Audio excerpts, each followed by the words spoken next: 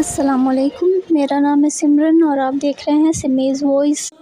طفیل بن عمر دوشی رضی اللہ تعالیٰ عنہ ایک بہت اونچے درجے کے شاعر تھے۔ یہ واقعہ تب کا ہے جب انہوں نے اسلام قبول نہیں کیا تھا۔ ایک مرتبہ وہ مکہ آئے۔ ان کے آنے کی خبر سن کر قریش کے تمام لوگ ان کے ارد گرد جمع ہو گئے۔ انہوں نے طفیل بن عمر دوشی سے کہا، آپ ہمارے درمیان ایسے وقت میں آئے ہیں جب کہ ہمارے درمیان اس شخص نے یعنی کہ محمد صلی اللہ تعالیٰ علیہ وسلم نے اپنا معاملہ بہت پیچیدہ کر دیا ہے۔ اس نے ہمارا شیرازہ بخیر کر رکھ دیا ہے، ہم میں آپس میں پھوٹ ڈال دی ہے۔ اس کی باتوں میں جادو جیسا اثر ہے۔ اس نے 2 سگے بھائیوں میں پھوٹ ڈال دی ہے، اس لیے اب آپ نہ تو اس سے کوئی بات کریں اور نہ ہی اس کی کوئی بات سنیں۔ قریش کے لوگوں نے ان پر اتنا دباؤ بنایا کہ وہ یہ کہنے پر مجبور ہو گئے، نہ میں محمد کی کوئی بات سنوں گا اور نہ ہی ان سے کوئی بات کروں گا۔ اس کے دوسرے دن طفیل بن عمر دوشی کعبہ کا طواف کرنے کے لیے گئے تو انہوں نے اپنے کانوں میں کپڑا ٹھوس لیا تھا کہ تاکہ حضرت محمد مصطفیٰ صلی اللہ تعالیٰ علیہ وسلم کی کوئی بات ان کے کانوں میں نہ پہنچ سکے۔ آپ صلی اللہ تعالیٰ علیہ وسلم اس وقت کعبے میں نماز پڑھ رہے تھے۔ طفیل بن عمر دوشی آپ صلی اللہ تعالیٰ علیہ وسلم کے پاس میں ہی کھڑے ہو گئے۔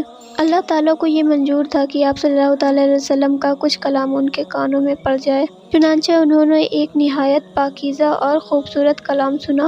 طفیل بن عمر دوشی اپنے دل میں سوچنے لگے، میں اچھے اور برے میں تمیز کر سکتا ہوں، اس لیے مجھے ان صاحب کی بات سن لینی چاہیے۔ اس میں کیا حرج ہے؟ اگر یہ اچھی بات کہتے ہیں تو میں قبول کر لوں گا اور اگر بری بات کہیں گے تو میں چھوڑ دوں گا۔ کچھ دیر بعد آپ صلی اللہ تعالیٰ علیہ وسلم نماز سے فارغ ہو کر اپنے گھر کی طرف چلے تو عمر دوشی نے کہا، اے محمد، آپ کی قوم نے مجھ سے ایسا کہا ہے، اس لیے میں نے آپ کی باتوں سے بچنے کے لیے اپنے کانوں میں کپڑا ٹھوس لیا تھا، مگر آپ اپنی بات کہیے، میں سننے کو تیار ہوں۔ یہ سن کر آپ صلی اللہ تعالیٰ علیہ وسلم نے ان پر اسلام پیش کیا اور ان کے سامنے قرآن کریم کی تلاوت فرمائی۔ قرآن سن کر طفیل بن عمر دوشی بول اٹھے، اللہ کی قسم، میں نے اس سے اچھا کلام پہلے کبھی نہیں سنا تھا۔ اس کے بعد انہوں نے کلمہ پڑھا اور مسلمان ہو گئے۔ پھر انہوں نے یہ عرض کیا، اے اللہ کے نبی صلی اللہ تعالیٰ علیہ وسلم، میں اپنی قوم میں ایک اونچی حیثیت کا مالک ہوں، وہ سب میری بات سنتے ہیں اور مانتے بھی ہیں۔ میں واپس جا کر اپنی قوم کو اسلام کی دعوت دوں گا، اس لیے آپ میرے حق میں دعا فرمائیے گا۔ نبی کریم صلی اللہ تعالیٰ علیہ وسلم نے ان کے لیے دعا فرمائی۔ پھر وہ واپس جانے کے لیے روانہ ہو گئے۔ اپنی بستی کے قریب پہنچے تو وہاں پر انہیں پانی کے پاس کافے کھڑے نظر آئے۔ عین اس وقت ان کی دونوں آنکھوں کے درمیان چراغ کی مانند ایک نور پیدا ہو گیا، اور ایسا آپ صلی اللہ تعالیٰ علیہ وسلم کی دعا کی وجہ سے ہوا تھا، اور رات بھی اندھیری تھی۔ اس وقت انہوں نے اللہ تعالیٰ سے دعا کی، اے اللہ، اس نور کو میرے چہرے کے علاوہ کسی اور چیز میں پیدا فرما دے، مجھے ڈر ہے میری قوم کے لوگ یہ نہ کہنے لگیں کہ دین بدلنے کی وجہ سے اس کی شکل بدل گئی ہے۔ چنانچہ اسی وقت وہ نور ان کے چہرے سے ان کے کوڑھے میں آ گیا۔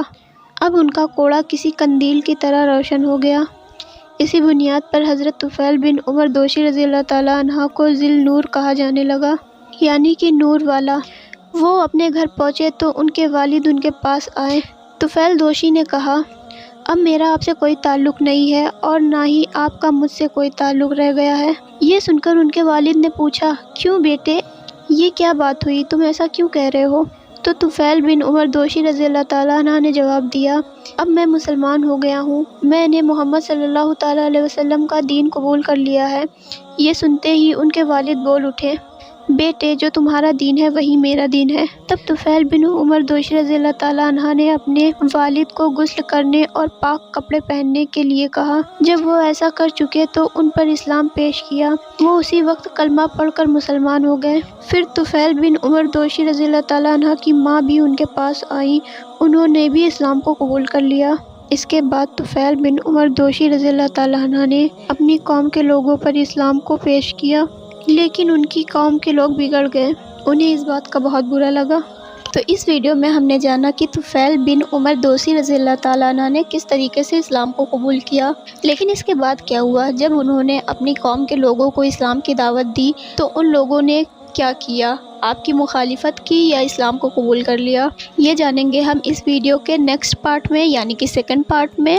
تو میں پارٹ سیکنڈ جلدی ہی لے کر آؤں گی، تب تک کے لیے اس ویڈیو کو لائک اور شیئر کر دیجیے گا، اور میرے چینل سمیز وائس کو بھی سبسکرائب کر لیجیے۔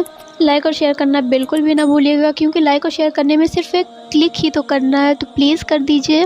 تو میں ملوں گی آپ سے اس ویڈیو کے نیکسٹ پارٹ میں بہت ہی جلد انشاءاللہ، تب تک کے لیے اللہ حافظ۔